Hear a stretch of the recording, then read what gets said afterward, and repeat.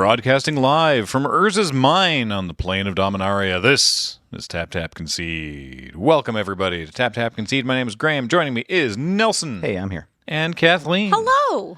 And today we're talking about all kinds of stuff. Might even crack some packs.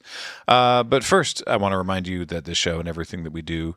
it's been a while. Welcome back to TapTapConcede. We were off for a couple weeks for Desert Bus. I want to remind you that this show is brought to you by Card Kingdom. Check out cardkingdom.com/LRR. They're a kingdom of cards. They're a kingdom of cards. And they don't hate that.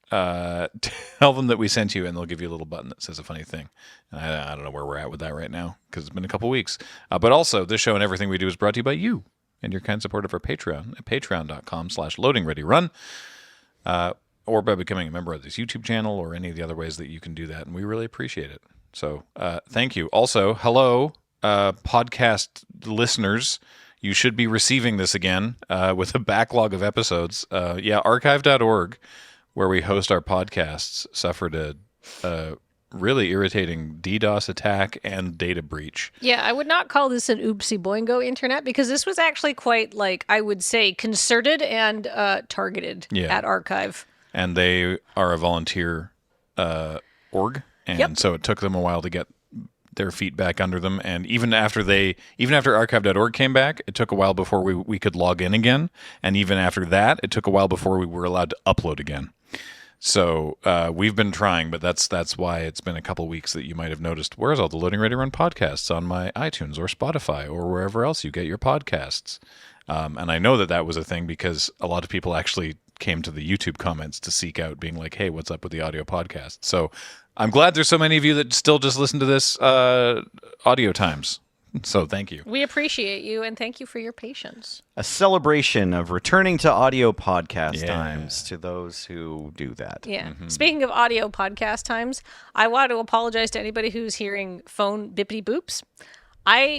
My phone is in poor condition. We'll say it's heavily damaged. Heavily played, actually, is how I think this would be graded. It looks like it's still sleeve playable to me. Oh, that one corner I couldn't see first. It's not good. My phone... It's like one of those cutaways in a textbook diagram where I can see the inside of the phone from the outside. Yeah. The point being, I keep fidgeting with my phone because I'm trying to make it be quiet, and it does not go into silent mode anymore. Oh, no. Which is why you probably just heard a little clink and why I've been like, diddle-diddle-diddle. I'm just going to put it down. We're just going to jam it into here. We won't hear it. Jam it into the chair. It will be okay. Kathleen's phone is fine. Yeah. Kathleen's living her best imitation rock band guitar soloist life over there. Yeah. Sorry, James. James, what's up? You have one more sponsor to go. Yes, thank you, James. Dragon Shield also sponsors this show and some of our other Magic content. And you can use the code LRRMTG5 to get yourself a 5% discount off of things you buy on their web store. You can also find sleeves that we make through them on our web store, which is store.loadingreadyrun.com. But we don't explicitly sponsor this show. We just do it. We just like you to buy our sleeves if you're interested in buying sleeves that have our designs on them and that are made by Dragon Shield. How would that work, Graham? Could TapTapConcede apply for a sponsorship from Loading Ready Run? I mean, I think this is what is known as usually as accounting skullduggery. Yeah, there's got to be a way that we can make this work in a way that's useful. I don't know. Or at least allows us to hide money from the authorities. That's how rich people do it. Snake, eat its own tail. Yeah. Still punchy after our absence, I see. Yeah. Oh, yeah. Cha-cha-cha. My bit at the top of the show where we pick a land. We usually try to keep the land thematic for, broadcasting live from whatever. The reason I picked Urza's mine was that I saw a post that they had I don't remember... It was a blog-a-talk post. I saw it posted on Blue Sky. Yeah, I believe that internally this is the department that they call, or the stage in the set creation they call development, where they were looking to put the Urzatron lands into foundations. Oh, wow. And the play design team was like, please no. Yeah, that makes sense. Hey, I was not. I'm also glad Magic that didn't happen. Then, but they were. I mean, back then is just the last 10 years in modern. It's it's really now. Urza lands are just still an active piece of the modern metagame. Yeah, and can you imagine them in standard again, though? Well, I don't want to. So Well, For the apparently next these are 5 years of developments. standard. Yeah. They're like, "Ooh." appreciate the play design team, standing up for us on this one. Yeah, I do love that it's just like every reaction I've seen is just like thumbs up, good job, great. I agree with this. Like nobody has been like, oh, that sounds like fun. Everybody's like, no, they were correct. If you We don't want to play those. Urza Lands, you still can. Like, Yeah. there's a format for you. There's Modern, there's Commander, Yeah. there's Highlander. Really just modern, but yes. You don't play them in Highlander? Well, it's different, right? Like, this is a card that says, hey, pair me with my 2 other buddies. You're Right. allowed to play 4 of each in your deck, versus you're allowed to play 1 of each, and also your deck has 40 other cards in it. So, like, the frequency with which players will sit down and just, like, have all 3 lands, or have 2 and tutor for the 3rd during their first and second turn, like, Is very it's, high in it's Modern. way higher in 60-card formats than it can ever be in 100-card singleton. Right. Yeah. I'm just seeing and the that's value. that's a big part of the Just I get the problem. the stars in my eyes for like how much mana I could get. And it's like I could put that in any deck that cares. yeah, absolutely. Like, if you're a commander big mana deck and you're already running a bunch of land tutoring anyway, And like artifacts and stuff like yeah, that. and you want to use colorless mana or Eldrazi's, probably it's pretty common to play all 3 in those kinds of decks. I have tried it in Canadian Highlander, and like there's usually something better to be doing, because you have to like hit 1 and then plan to use your next 2 tutors, or like both halves of your Primeval Titan trigger to get the other 2. And so typically, like, if you're firing off 2 land tutors, like, There's something more impactful there's that you something can get. more impactful you can You get. get a Valakut for your, completely old school Magic plays with your prime timing for Valakut. Yeah, or you can get like an Urborg and a Cabal Coffers, which tends to make more mana if you already have a prime time in play than the Urzatron would. Or you can get a Dark Depths and the That's Mean Stage and stop worrying about mana and just kill them. Yeah, that's right. probably what you want to do with that prime time. So for these reasons, we don't see it a bunch in Canadian Highlander, but it has been tried. I do appreciate that the Magic subreddit is incredibly committed to the meme of whenever someone talks about the Urzatron lands, someone responds, does a comment in all caps, it's just wow. And then someone responds to that in all caps with the F word. And then someone responds to that in all caps, Tron. Just every time, like, wow, F Tron. Yeah, I mean, the frustration is not in the opponents who have to deal with the opponent having a bunch of mana in the mid and late game. It's just the frustration of watching your opponent go, Urza's Mine, go. Urza's Power Plant, go. Urza's Tower, cast Karn, blow up your land. You know? Yeah. Yeah, I can't Reasonable. imagine why they. I mean, obviously you can't cast Karn into Standard, but Yeah. There's probably something else. There's on that something- one that's pretty annoying. yeah. Yeah. Well, Sire of Seven Deaths. Sure. Sire of... I mean... That's just card just has a good name. I It's like it. initially seems better than Karn, but then, like, say, what if you untap and with your 3 mana you can't deal with it? Then it's worse now. Yeah, that's suddenly true. than Karn. Speaking of Highlander, we touched briefly on MagicCon Vegas in our last aired episode. Yeah, we talked about all their various announcements that they made at their big sort of preview panel in Vegas. But in the episode prior to that, we talked about what we were doing at MagicCon Vegas, and Nelson was talking about the Highlander Gauntlet. Is that what it was called? That's what it's called. And I would love to know how that went. Okay. Brief reminder of what it is. Yeah. Absolutely, yeah. Okay, so I'll do a spiel. So we talked a little bit, probably two TTCs ago. Timeline's a little weird because it does bus, obviously. But this is a format that started off in Los Angeles and has been championed by Ben Bateman. So you can find his TikToks and various other social media platforms linking short videos explaining the format. But basically, you have to play 100-card singleton. Sounds familiar, something I like. But to each match, you bring 6 decks with unified team construction rules. So you cannot play more than one of the same named card other than the basic lands across all 6 decks. And So it's singleton across all of them. So it's Yeah. 600 card singleton format. 600-card singleton is a good way to think about it. That's what I and some of the other players do.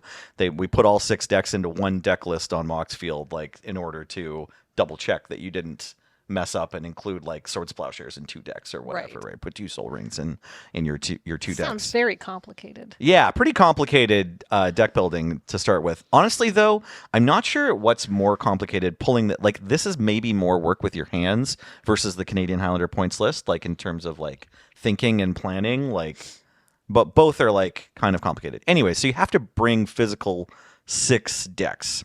Great sentence, Nelson. And no 2 cards can share across all the decks, and there's no sideboards, and the reserved list is banned. That's their banned list, is just all the cards that like have the potential to sort of be the very most expensive in the game. So you can play Soul Ring and Mana Crypt, but you can't play any of the dual lands. And you can play the fetch lands, and you can play like various other cards that are from Magic's ancient past, but could be reprinted in Commander or Master sets like Sinkhole. You know, there's a list of cards that's like, you'd think that in a 100-card singleton format, this might be banned or pointed, but it's not. And I also made that as a short list on my box field as I was getting ready for this event. I was like, okay, what are all the points list cards that are legal in this format? It's like, oh, Thassa's Oracle's okay. Fair enough. So that's the format. I found out once I got there that when you sit down, you're supposed to roll the d6 for which deck you play for your opponent. So you sit down, show your opponents your decks, explain your numbering system, and then your opponent rolls a d6 for you, and then you grab that deck. And that's like a cool piece of the etiquette that I only experienced once I got there. Your 6 decks in Highlander Gauntlet, by the way, are called your wheel. So if I mention that later, that's what that means. That's your collection of cards that you're bringing to play the match. And then you just sit down and play 20 life, best of 3. Don't repeat the decks. Your opponent rolls each time. So between games, you change decks. Between games, you change decks. Yeah. So like game one, you win, they lose, and then neither of those decks are in the conversation for game 2 of that match. Yeah. So then each game you both put that deck aside, win or lose. You're not playing it again against this opponent, and then you roll again where you're like, okay, this is 1, this is 5. We'll re-roll 6s, and then if in the third game you re-roll 5, 6, and explain. Well, or you can pick whatever, like if you want to re-roll 1, 2, or re-roll 3, or whatever. You just randomly determine each. The idea being, this is the most extreme randomness that you can sort of come up with. It's more about obviously your deck building prowess, but also your ability to respond to what you've gotten. Right? Yeah. I mean, if like Canadian Highlander is a format where people wanted to sit down and try to play different varied decks, different varied game states, because there's more cards and you're only allowed to play each one. This really stretches that, by a factor of 6 or whatever. Not a factor, but times 6, where it's like you're even more likely to end up playing with cards that you didn't play with in Legacy, Do you get to know any deck information like archetypes or what have you? Like when you're describing your wheel to your opponent, are you like, I got a burn deck, I got a D&T, I got is it like that? So that for game 2, they're like, oh, I rolled my burn deck, and then you have, you're like, well, I rolled my mid-range deck, but that it's a burn deck and that affects mulligan decisions, or is it completely obfuscated until they start casting spells? Great question, Graham. At this event, so I can say that like the event at MagicCon Vegas was just run by Ben Bateman, and it was in the creator area, and it was sort of like we didn't have an official judge, and like proxies were allowed. This was just like a grassroots thing. So all of the exact tournament rules for this format still might be ironed out in the future, but for this one, I can say it was just like sort of honor system that everybody followed the rules to begin with. Like, I don't think we were doing any deck checks to like make sure that nobody played the same card. I think it was more like everyone's there to have fun and enjoy the format. Right. But along the same lines, this question is like, no, when we sat down, it'd be like, this is deck 1, this is deck 6 or whatever. And if you wanted to offer that information, you could, but I don't think there was any onus on any of the players to say like, this is the archetype for this deck. It was just like, these are the 6 decks. You can see them in front of you, and then we'll roll the dice, and then we'll see what we get.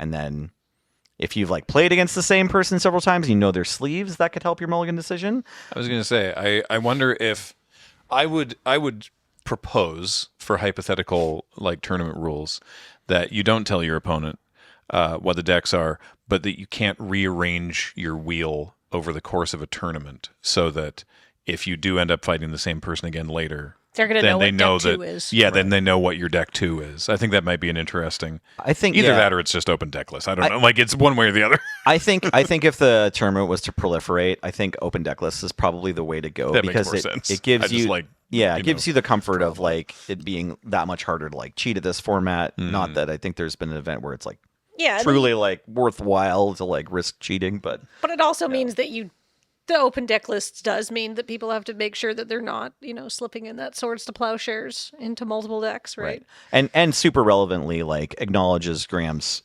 question of just like, okay, so you sit down and the deck list that your opponent's playing is random. The deck you're playing is randomly chosen from the decks you brought. But then how do you mulligan, right? Like, do you get to know that they're on burn or they're on combo, right?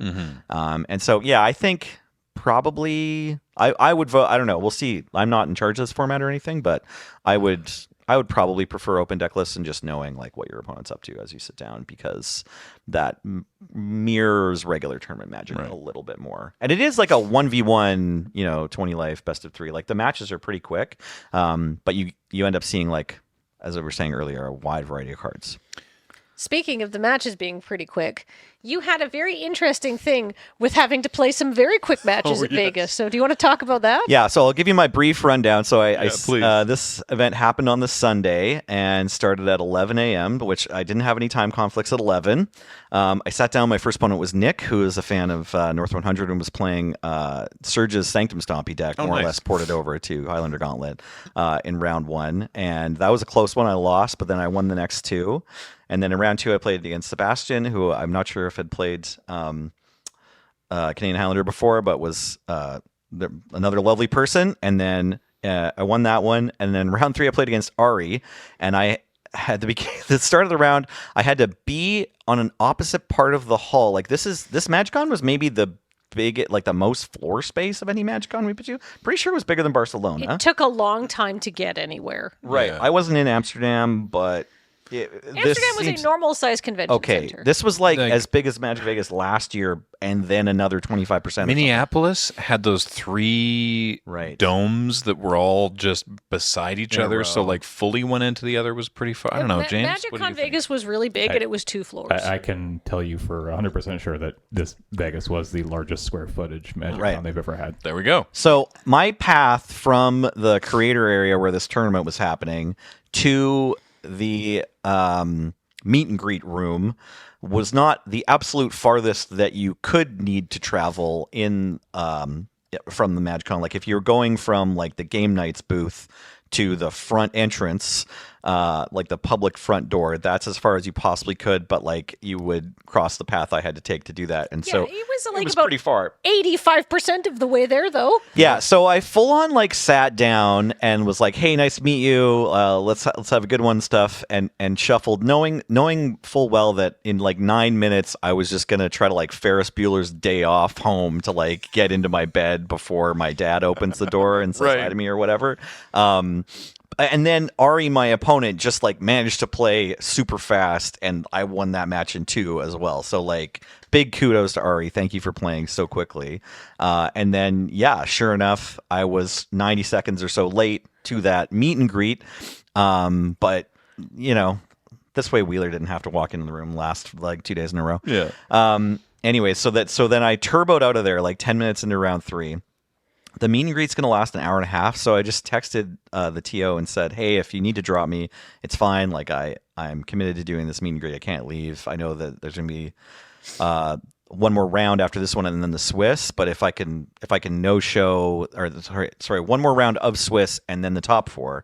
So if I can no show round 4 and then still play the top 4, being 3-0, I'm likely to make it. Then great. But if you want to drop me, it's totally fine." So we have that lovely meet and greet. Met hundreds of you. You were all very lovely. Thank you so much for coming to Vegas and hanging out at our meet and greet. It was real nice. We hope that you enjoyed getting to say hi to us. And then I just turboed right back upstairs after that. And sure enough, round 4 hadn't even finished yet. And so I got to get in some fun games with Ben Bateman. And then I made the top 4. Where I played against Parker and Eric, who were both from LA and had like played quite a bit. Had some close matches. Won a close game against Parker because I was able to wasteland the turn before Parker would have played a Shale Dread to like shut down my burn strategy. And then Eric and I actually split the prizes because they were another iconic Magic tournament story. They were just like shutting down the venue. And there were like large people like carrying furniture around telling us we had to get out in the middle of like our game 1. So then we were like, okay, do you want to just split the prizes? It's great. But then Bateman's like, you guys have to finish. It's gonna be fine. They're still packing up. So then we like hurriedly played through it. I won the best of 3. Nice. So you basically ended up crushing the whole tournament, even though you had to drop around to go do a meet and greet. I did, yeah. That's very cool. It was thank you so much. Yeah, it was a fairly exciting little Magic player story, akin to the like, dude who rolls into the PTQ with the like, haggard breath or like messy hair and clearly been partying all night, manages to take it down or whatever, which is sort of like a Magic the Gathering grinder fable, I feel like, where it's like from the Grand Prix days. Exactly. Yeah. So it's like I did manage to just kind of like try to live the dream on Sunday. But the format was really fun, and like I had a good time as well. There's a bunch of cards that I hadn't played, in any context or whatever, or like for a long time that I got to enjoy. And there are also some games that are just like, well, this is just like Canadian Highlander. Like if you draw your Mana Crypt turn 1, it's like it looks like Vintage or Canadian Highlander, those games too. So there's a big spread of like either you have to put all your little pieces together, because there were certainly building these 6 decks.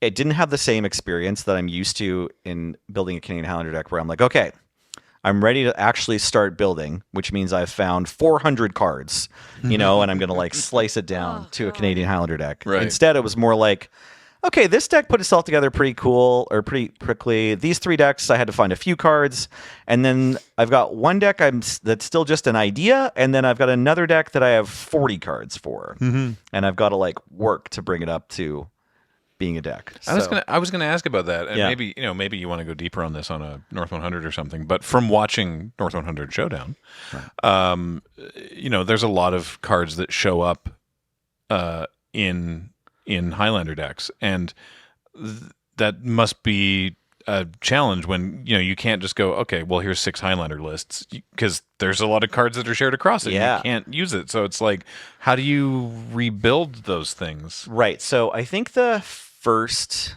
way to approach this is thinking about your lands, like your mana, and trying to decide whether you want to have like a couple of multicolored decks that definitely function, like the mana is not a problem, or whether to like choose your favorite like sets of colors / monocolored or whatever, and just like make it work. So you can either take a like beholden to relying on really good mana, like you're gonna sort of anchor yourself to the idea that I will choose spells that are allowed after I've chosen my mana, or you can say like, I am going to stretch my ability to cast my spells because my mana is not going to be perfect.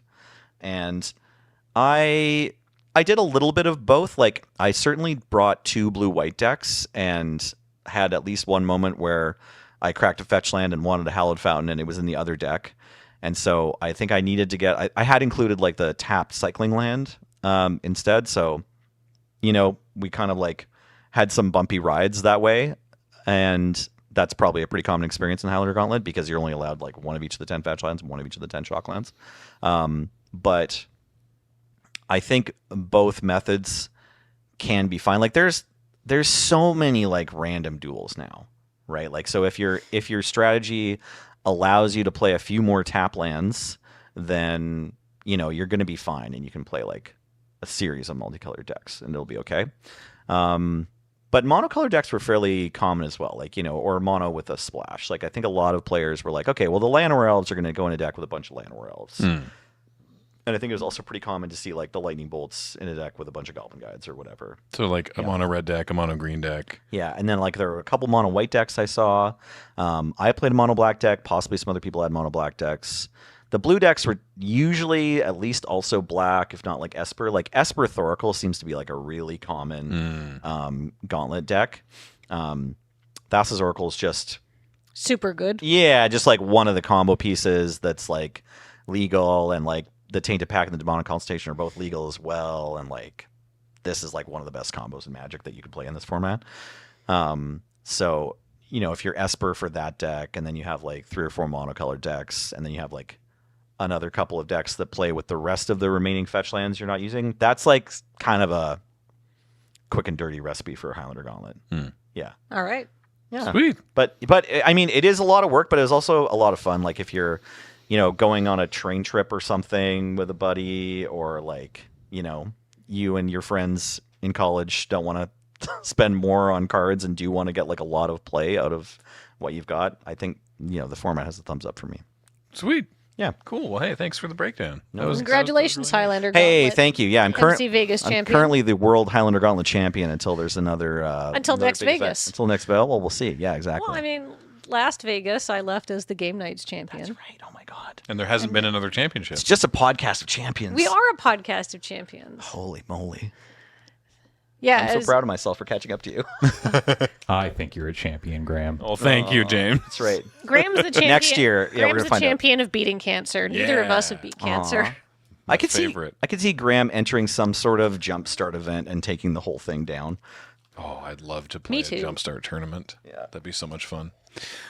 Speaking of opening packs, we packed so into into the episode just before we signed off for Desert Bus, which, by the way, if you didn't watch Desert Bus, was very successful this year. Yeah. $1.25 million. The That's highest ever. wild, dude. Way to go. A full week. Yeah. Raised in a Congratulations. week. That's mind-boggling. Good job, James. Good job, Graham. So thank Yeah, you, everybody. well done.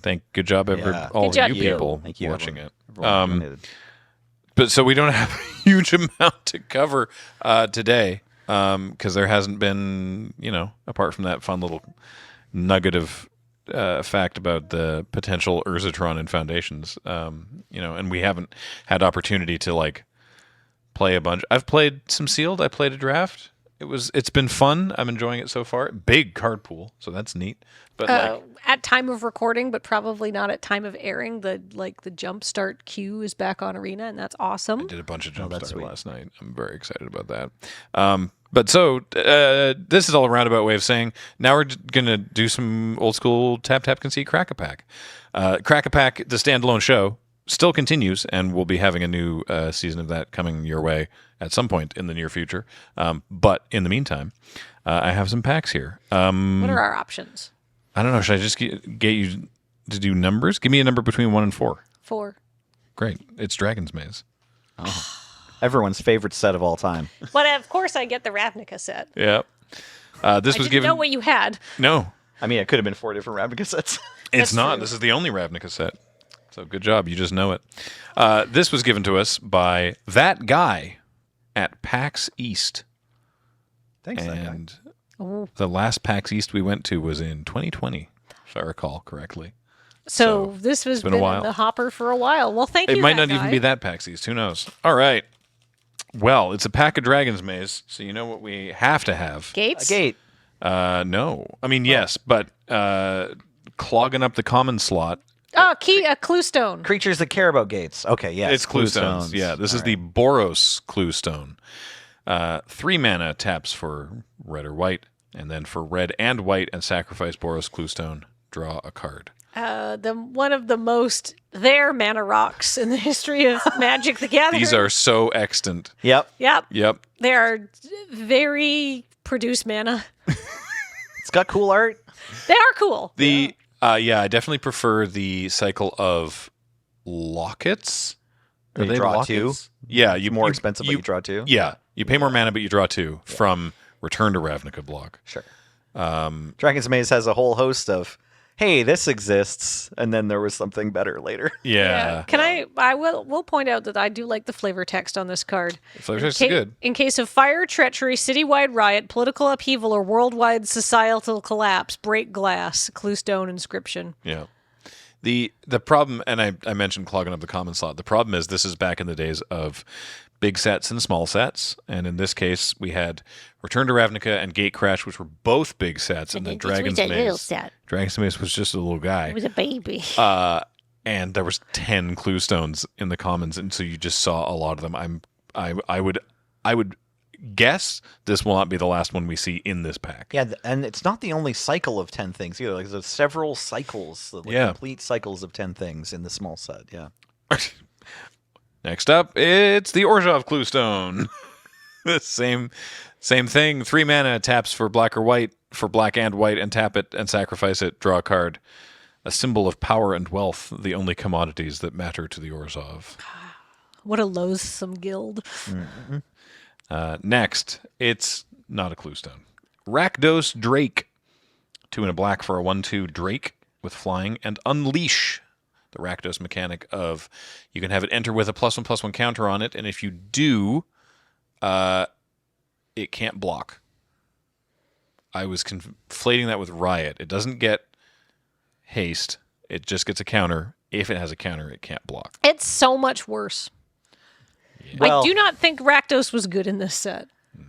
No. Unleash was okay. It was okay in Gatecrash. That's the thing.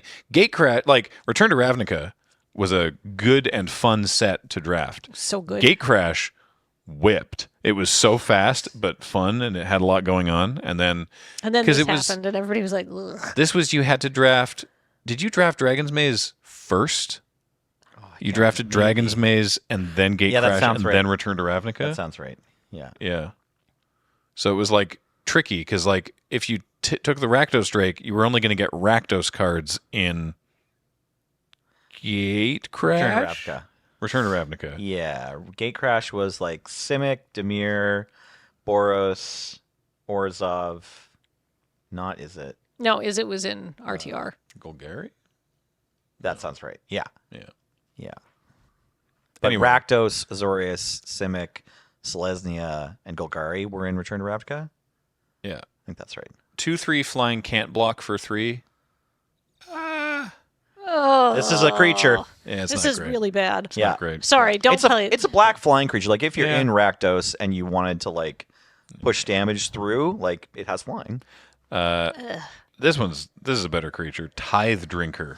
Oh, this creature is card's great, real. actually. This Yeah. is a real card. White black for a 2/1 vampire with lifelink and extort. I think people still play this card. This is like one of the best cards of this set. Yeah. yeah. Yep. Extort is, as a reminder, is that it's a static ability of the creature, or a triggered ability, really, that whenever you cast a spell, you can pay an additional white or black mana, and if you do, each opponent loses 1 life, and you gain that much life. It's a very good love in Extort. mechanic and very popular in Commander. Yeah. Uh, Put a sword on this in your commander deck. Lifelink. Wow. Nelson, you were talking about one of the other cycles of stuff in the set. I think this was a cycle of 5, but the gatekeepers. Yeah. This is the Smelt Ward gatekeepers. 3 and a red for a 2/4 human warrior. When they enter the battlefield, if you control 2 or more gates, gain control of target creature and opponent controls until end of turn. Untap it, it gains haste until end of turn. So free active treason if you control 2 gates when this 2/4 for 4 enters. Yep. It's a card. Some of them, again, some of the gatekeepers were better than others, and that was not one of the better ones. Yeah. Ramp decks with threaten. Yeah. You know? Next up is if I recall correctly, this creature kind of overperformed despite being very expensive. I'm talking about in draft. It's the Steeple Rock, 4 and a white for a 3/1 with flying and first strike. Oh, I remember this art now. Yeah. Yeah, no, this one was like, man, that 3/1 flyer first strike, Yeah. not bad. Blocks real well. Yeah. Hates to see any removal spell at all, obviously, but if they don't have one, oh man, 3-power first strike flying. Yep. Next common, great news. It's the Selesnya Cluestone. Taps for white or green. Green and white and tap and sack it. Draw a card. What's the flavor text? Break it if you must. The loss of 1 relic is nothing next to the value of enriching us all, says Suniel the Woodwise. I'm sorry, are they all glass baubles and they all have instructions for when to break them? It That's going to seems be a that very no, painful the mess. Orzhov Yeah. one. Okay. The Orzhov one was just like, it's a symbol of wealth and power, which is okay, the only so- thing we care about. But I think that is what you're supposed to do. I think it's like Break in case of emergency. Okay. Weird. Next, it's another gatekeeper. It's the Opal Lake Gatekeepers. These ones were a little better. These are, again, 2/4 for 4 in blue. When they enter, if you control 2 gates, draw a card. Sure.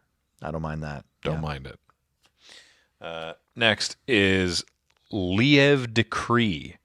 1 and a white. Detain. It's an Azorius card because of the Liev. 1 and a white for a sorcery. Detain up to 2 target creatures your opponents control. Until your next turn, those creatures can't attack or block, and their activated abilities can't be activated. This is like proto stun. It was a little different, Yeah. right? Because stun just like keeps it tapped. Yeah. Yeah. It's So different. This is a sorcery, so you play it on your turn. Those 2 creatures can't block, so you get good attacks. They also can't attack you back. Also, they can't do their activated abilities. So, like, this was annoying, but it was still... I don't think anybody was rushing to throw this in their Yeah, deck. but they can block on your next turn, unlike a stun. Like That's if it true. says like tap and put a stun, it's like they can't block this turn, they can't block next turn. Yeah, stun is better. Right. Yeah. The Azorius have so many codes and statutes that you're always in violation of one of them. All right, we're into the uncommons now. Excuse me while I surreptitiously turn this sideways while it's in my hand. What could it be? It's Far and Away. It's a split card. Far is 1 and a blue, instant, return a creature to its owner's hand. And Away is 2 and a black for an instant. Target player sacrifices a creature with Fuse, which says you may cast one or both halves of this card from your hand. They've never brought Fuse back. No. But yeah, so this could be either the spells I just described, or for 3 blue black, you can return a creature and make them sack a creature, and it resolves in that order. So you can You can get them if they've got 2 creatures. you can bounce For 5 mana. their less threatening thing and make them sacrifice their bigger. Yeah. You can also like respond to their removal spell to save your own creature and make them sack creature. Yeah. Yeah. This is a really solid roleplay. It really is. Yep. Yeah. That's a good card. Ooh, we have another Fuse card, one that sees play in other formats too. It's Wear and Tear. Oh. Sick. Okay. 1 and a red, instant, destroy an artifact. Single white, destroy an enchantment. Or do both of those for the Fuse cost, which is 1 white blue, 1 white red. This is really one of the best cards from this set.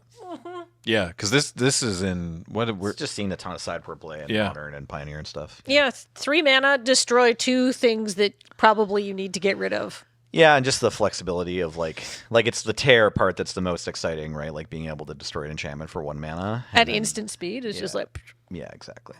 a good card. One Card mana. good. Crisis Incubation. Would never have been able to tell you what this does. It's a creature enchantment for 2 green, blue. The enchanted creature can't attack or block, and its activated abilities can't be activated. So it's like an arrest in these colors. But then, for 1 blue, green, and return this to its owner's hand, put 2 counters on the enchanted creature. I loathe this card is so bad. So like you 4 can mana you can to stasis something. Yeah, 4 mana in 2 colors to like lock something down, or you can pay 7 mana to like put it To on one block of your own creatures creatures. to put it into lockdown for a turn and then put counters on it. I just Yeah. This card is- can't be saved. this card is very bad. We have. I believe the Simic were bad in this I think so. Yeah. area. At the back of the pack, we have a soldier token. We have an Is It Guildgate. This was like the revelatory twist for this. Oh right, no set. basic land, just get a gate. Yeah, there was a gate in every pack, which you generally had to fight over. Yeah. If you wanted to ever cast any cards in the rest of the And draft. a bunch of creatures that wanted you to have 2 in play. Yeah. We have a foil. It's a Is it a clue stone? It's a Simic clue stone. Yes. Taps for green or blue. Simic symbols are among the most intricate and fragile, yet few vandalize them for fear of the strange life forms that might be released. The gate in this pack, fun fact, could also every now and then, like very rarely, be Shockland Oh, you're right. or Dragon's Maze. Right. Or no, Maze's End. Mazes That's End. what it's called. Right. Yes. And our rare is Scion of Vitu-Ghazi. 3 white for a 4/4 elemental. When it enters, if you cast it from your hand, create a 1/1 bird creature token with flying, and then you populate. This card's great. It's a good card.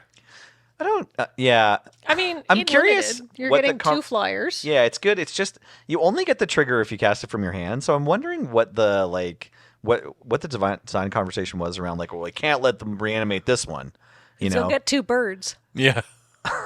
no, but like if we're reanimating something, like it's still just this card's more recent than Iona, Shield of Emeria and stuff. Like, I don't know, maybe it was just because like if it's 5 mana, you could cast it, but then you reanimate it too. It just doesn't seem as scary as Grave Titan. Was there a big reanimator theme in this? I don't think so. Well, the reason I asked about Reanimator is that it says if you cast it from your hand. Yeah. So, But I don't like. Why is that in the you know rules what? text, Maybe right? yeah. So that if you cast it from your hand, to me, usually thinks like we're worried about Reanimator. Maybe they're worried about flickering. Maybe you can get a token copy of like a creature that exiles and then returns.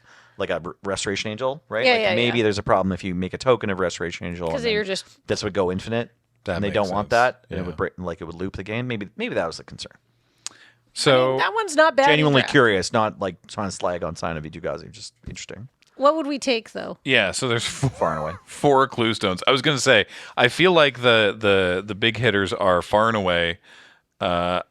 You didn't high pick Wear and Tear in this format, No. despite how good it is after the fact. So as far and away, there's the Sign of Vitu-Ghazi, or again, one must consider the Is It Guildgate as a potential opening salvo. Yeah, I like those 3 as your options. But I think I agree with you on the Wear or on the far and away. I could see the 5-drop rare. I'd probably take the 5-drop rare, just because like. Depends like which decks are your favorite. If you want to be like Grixis super value, like Oh yeah, that was versus green white. No. From a meta perspective, you could probably take the Scion because people didn't like Selesnya, and so you just get a bunch of Yeah, centaurs and that's true. start populating your 3/3s. Yeah, there's like an uncommon 7-drop that makes like 3 things that like went later than you would think because like the format's kind of slow. But yeah, people weren't really high on. No. Yeah, it's sort of a dream. Like if you had like a really good version of it. It was fine. Yeah. But I tried. I think it's easier to get like a kind of winning pile of 3-color 2-for-1s or whatever. Far and away is like definitely one of the good ones in that deck. Yeah. Yeah, This must have been a real challenge of a set to put together. absolutely. one more. Yeah, One more quick one. Okay. Yeah, we got time for another. Nelson, 1, 2, or 3?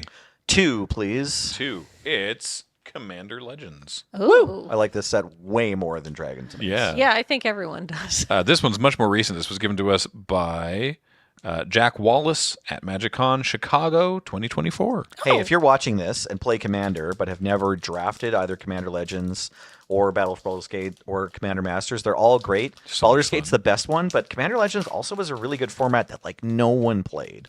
Yeah. And I really recommend if you have the opportunity, or anyone like if you have a friend with a cube or someone the LGS wants to invite you to any kind of Commander draft, like all the Commander draft sets are pretty good. They're so much fun. And Wizards has been trying really hard to push draft on Commander players, even just once a year.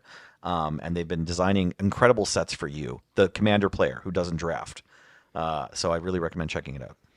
And this is where you would take 2 cards. We get to take 2 cards out of every pack in Yeah. 20 card packs. But you still got to find a commander. But now it's the limited commander rule, so it's 60 cards. But you can have the And- Piper or whatever if you Yeah. can't Yeah. find Anybody, someone else. and you don't have to draft the Piper. You can just say I'm using Prismatic Piper. And in Legends, Peep peeps. in Commander Legends, I believe, is where they added the rule that for draft only, monocolor commanders have partner. I feel like that was Right? more recent, wasn't it? I think it was Commander Masters they added. Oh, that. Commander I think it was in Masters. Commander Legends because this was their first foray. This was the first one, right? yeah, this is the very first You were Commander correct. draft set. Yeah, this is when we My got. bad. the So I Pe- think you don't get the partner. Piper. Yeah, Yeah. But there's more 2 and 3 color commanders maybe in this The set. Pipper. I think so, yeah. Yeah. Well, there's 20 cards in here, so let's go through it. First up, Soul's Might, It might. but they might not. No? Soul's Might is 4 and a green for a sorcery. Put X +1/+1 counters on a creature, where X is that creature's power. Oof. Make bigger for many mana. It's so expensive Yeah. for a sorcery just to make one creature larger. You don't have to first pick this one. No.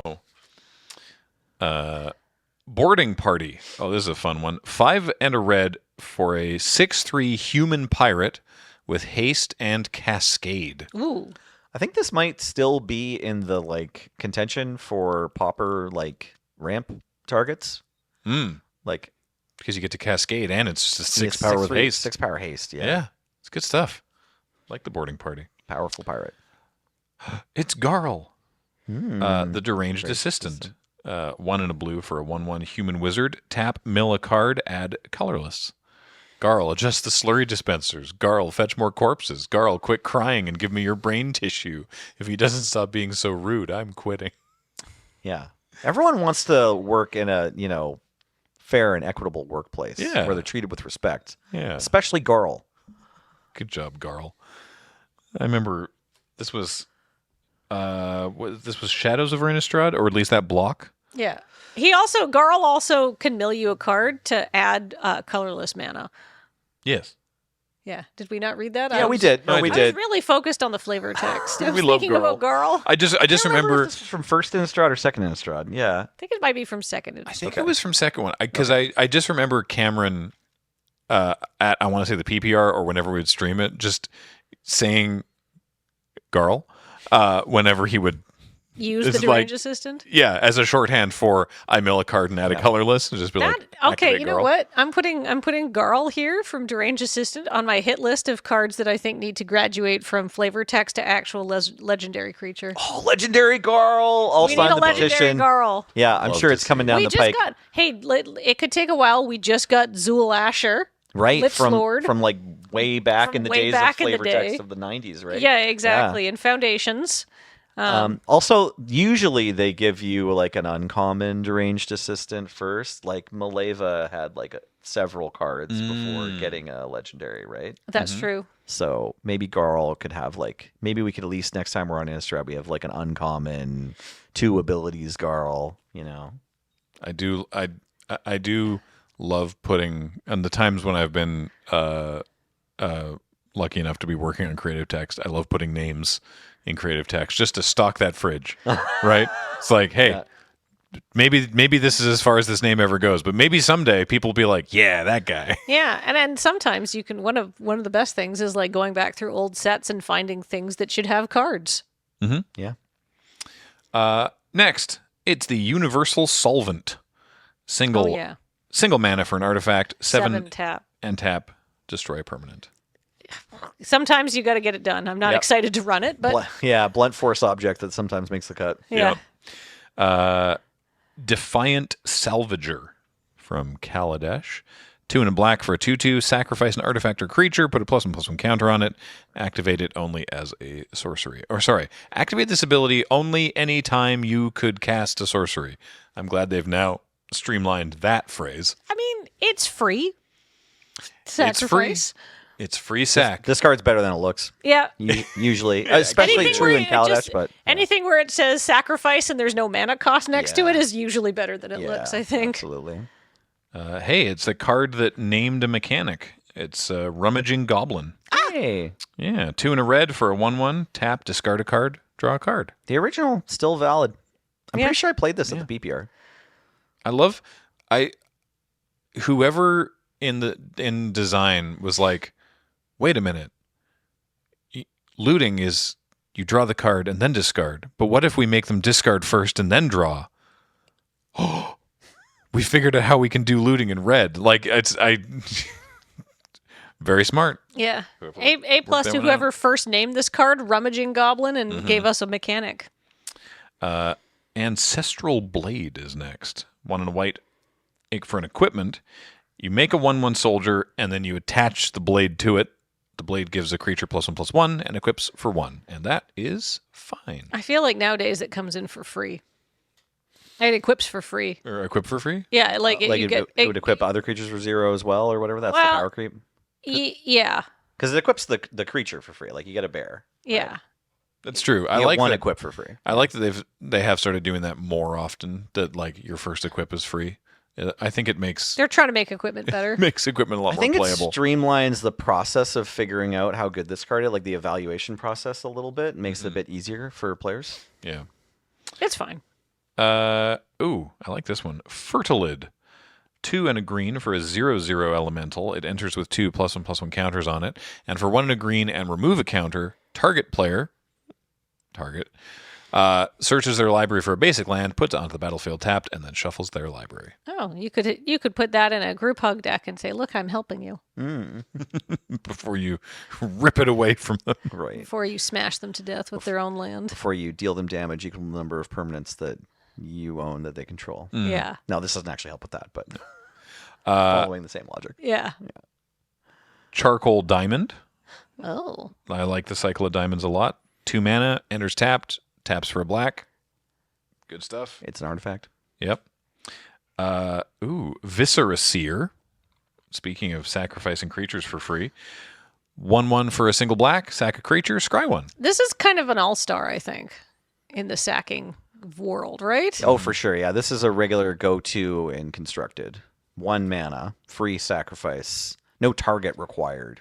Also, like Get a useful ability. if you're going infinite on sacking a creature, like you have something is producing creatures for you to continually sacrifice. You're like casting Vampiric Tutor as well, which is like cool and on flavor because this is a vampire. But you can just like scry until the card you want is on top of your library. Yep.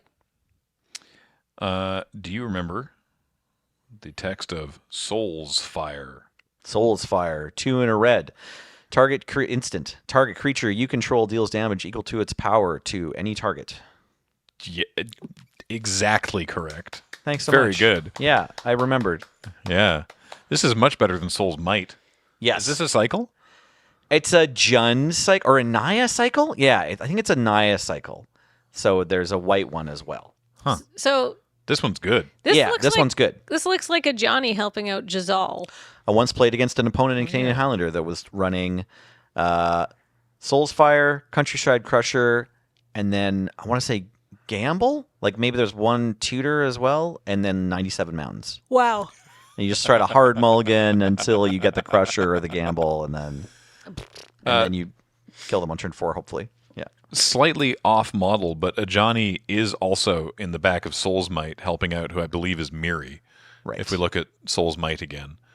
It doesn't look, the most Ajani, but, who else is that going to be with the, I with was the one thinking, I I was missed? Right. like, this does look like Miri. Yeah, It's kind of weird framing on this art. it does. But do we know what the other one is? The other Soul's one? I assume that Ajani's also back there somewhere. Soul's Grace. Soul's Grace. you Oh, go. it's Ajani in the back, And a Johnny in the front. Ajani making a big Ajani in who's It's got to that? be someone else, some other Landon. Maybe it's his sister or something, right? Yeah. Like they both look like a Johnny.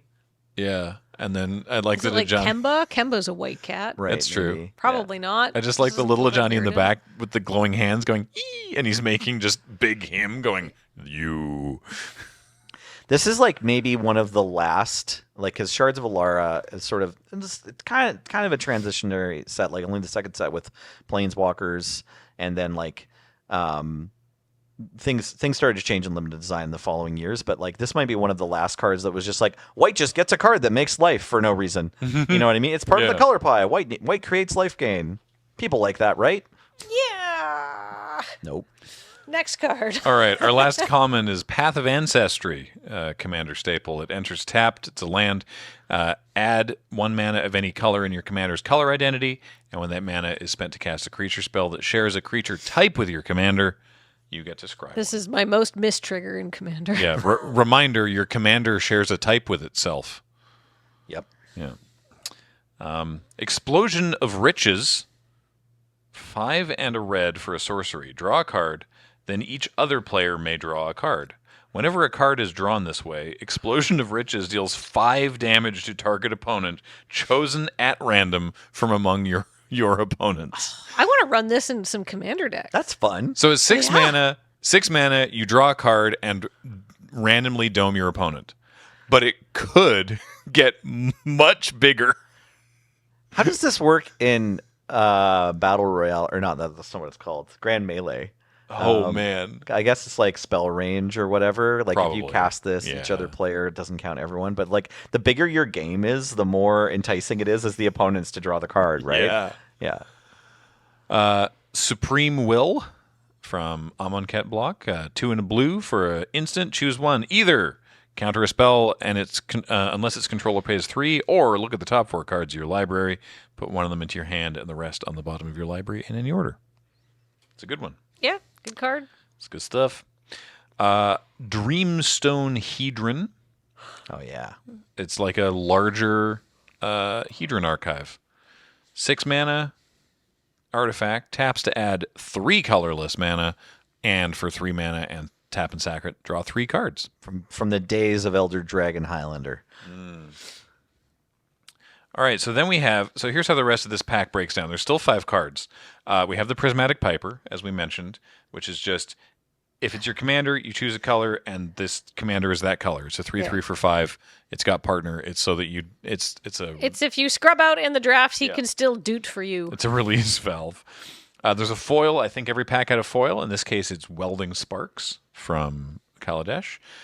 2 and a red. Instant. It deals X damage to target creature, where X is 3 plus the number of artifacts you control.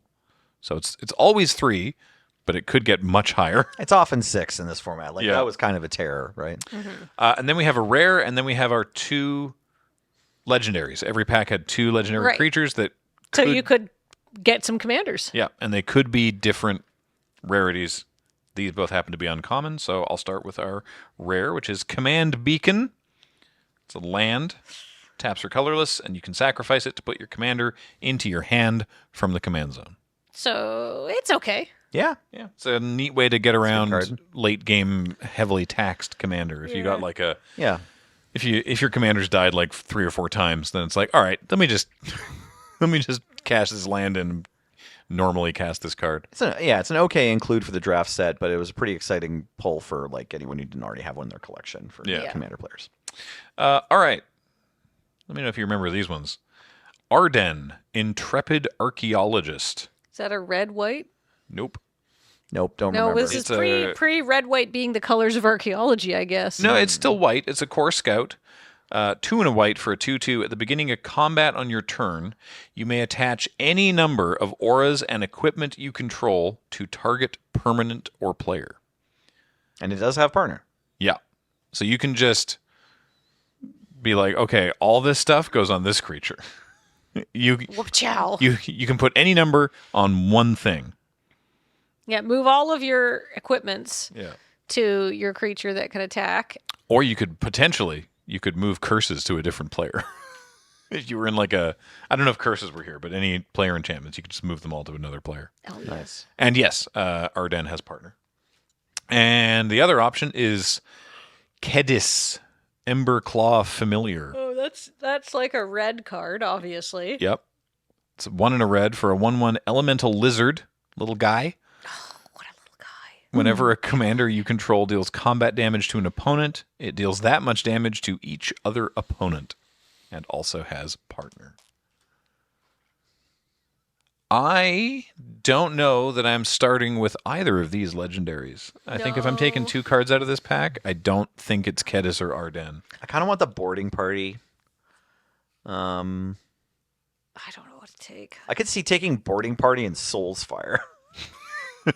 Yeah. Like, that's kind of fun. Yeah.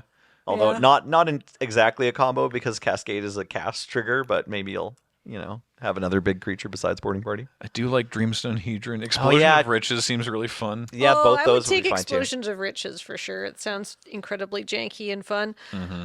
Dreamstone Hedron is a very solid pickup though, just because it ramps you and you can draw cards. And like drawing 3 cards is pretty good. Absolutely. No, Dreamstone Hedron, certainly a solid include in your deck. And then, it's never not going to be bad. I haven't been in a game with an Explosion of Riches cast. I've never seen that card before, and it sounds fun for draft specifically. Like maybe like a little sketchy. Like I could imagine many of my Commander Legends draft opponents being gun shy to go for it. But I bet that card is pretty fun in a regular game of Commander too. So we did a Commander Boxing League on Shuffle Up and Play, and of course I opened a Ravnica set, and one of the I'm struggling to remember what this card was, but I was like, I've never seen this card before. Guild Fight. Guild Fight. I opened Guild Fight, and I was like, I've never run this card. I have not really I obviously this card exists, but I have no memory of it. And then I realized when I was playing it, why.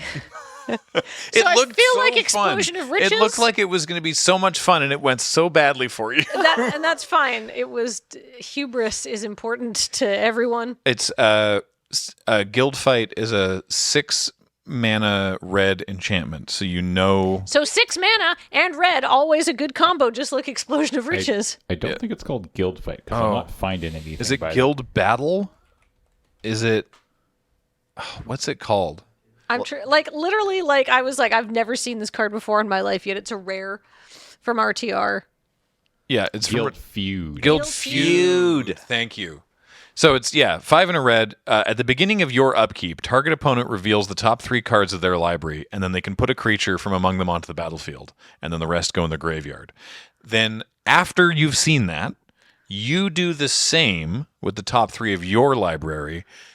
If you also put a creature onto the battlefield, the creatures fight. Right. See, doesn't this look fun in Commander? It looks super fun. It's a bit of a build around. Yeah. Yeah, I didn't. Okay. Put it in my deck. It was Boxing League. Yeah, exactly. Yeah.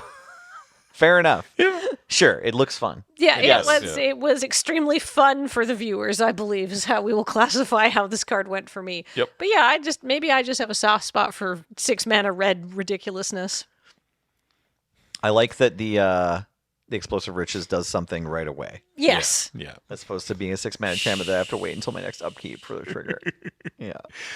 All right, that's going to do it for TapTapConcede this week. Happy to be back. Hopefully you enjoyed it. A reminder that it's brought to you by Card Kingdom, where you can buy some of these packs. Do yourself a Commander Legends draft. Who knows? Oh, God, yeah. It's good fun. Go to cardkingdom.com/LRR to let them know that we sent you over there. Also, you can support us directly. Dragon Shield. Haha. Also, Dragon Shield sponsors the show. Use the code LRRMTG5 to get a 5% discount off of purchases on their store. And finally, of course, this show and everything we do is brought to you by you and your kind support of our Patreon. Patreon.com/loadingreadyrun, or by subscribing to the YouTube channel.